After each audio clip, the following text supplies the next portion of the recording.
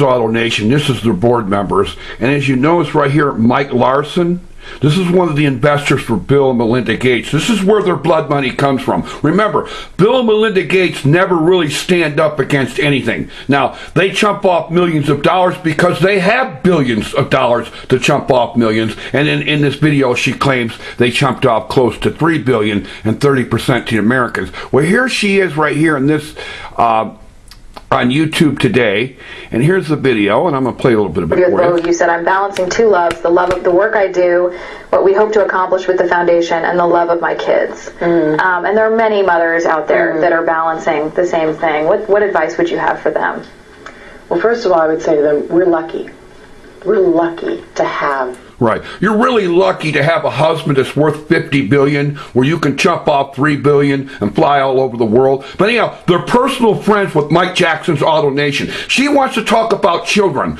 Well, Melinda Gates, I'd like to talk about the Johnstone family that was on that sidewalk, was assaulted by Max Cohen in front of the GM dealership of an Autonation dealership that you and your husband have 15% in. Anyhow, they buy the cars from Bellevue, Lord Ford, Lincoln, Mercury up there, and believe me, they drive nice cars, the Gates are. But anyhow, they support the tyranny. They don't care anything about the Constitution. They don't care anything about other than themselves.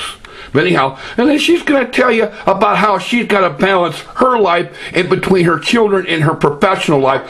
But what about the children that were on that sidewalk? Did you like the part, Mrs. Gates, where the handicapped kid was screaming, "Oh my God," in the video when car dealers attacked? What part did you like, Melinda? You've known about this for some time.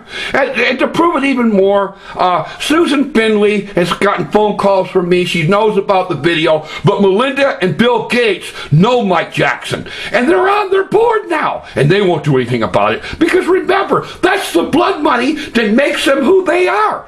But anyhow, I think basically she doesn't really have much of a say-so about anything when it comes to the Gates. She could jet around on their Learjet, act like she's a saint, and do their experiments in small world countries, but basically she should just stay home and cook the cookies, basically. I mean, her husband makes enough money. She should just be baking cookies, because she doesn't have any type of decent courage or moral, realistic values, because her husband's a god, right? She's married to the $50 billion god. Why should she? But anyhow, she's doing the best she can as she gets into Mike Jackson's Autonation cars. But anyhow, they support the attack. She's known about it. And yeah, what? That it keeps me passionate about the work and makes me say, okay, I'm going to do this for a while. Passionate? Watch when car dealers attack. Now, she's got fairly nice breasts. Could I grab her by the breasts in front of an Autonation dealership, the only video in the world?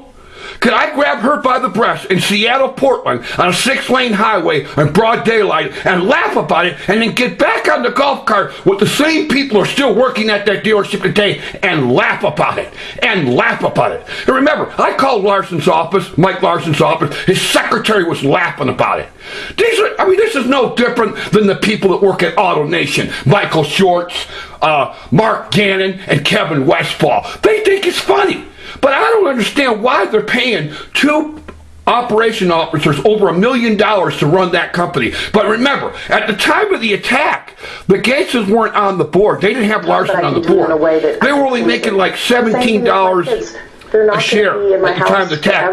It's $33 a share, and they still won't pay the claim. Because basically, the Gateses are bloodthirsty people. They only care about the Gateses. But anyhow, they know about it, but they won't say nothing to Mike Jackson, because they want the chrome wheels and the leather seats, just like Ronnie Bloom in Washington, as well as Gary Locke, the Department of Commerce, and Stephen Chu. We're all on that auto task force. And no one was going to do something with the Obama administration. We knew that, because Obama had to have a success story, a $50 billion bailout success story was GM. It really wasn't a success story. It was basically just a grab bag for a lot of multinational gangsters and the Carlyle Group takeover. That's all it was a Cheney-Bush takeover of General Motors. But anyhow, I think it would be better for her just really to cook cookies, because I don't know what she could really add to the society other than she can tell you how they chop off $3 billion out of $50 billion and they fly over the world and all the people come out of their huts and they start praying to them. Because that's who the Gates think they are. But who the Gates really are is when car dealers attack. They got 15% of that attack and they're still supporting it to this day.